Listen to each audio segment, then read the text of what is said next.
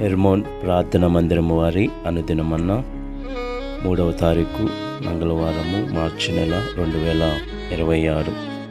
ఇదిగో నేను యుగ సమాప్తి వరకు సదాకాలము మీతో కూడా ఉన్నానని వారితో చెప్పాను. మత్తయి సువార్త 28వ అధ్యాయము 20వ వచనం.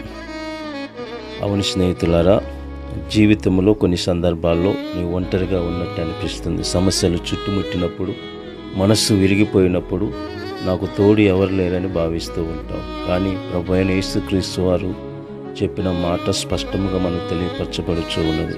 నీవు ఒంటరివి కాదు. నీ బాధలో నేను ఉన్నాను, నీ కన్నీళ్లలో నేనున్నాను, నీ పోరాటంలో నేను నీతో ఉన్నాను.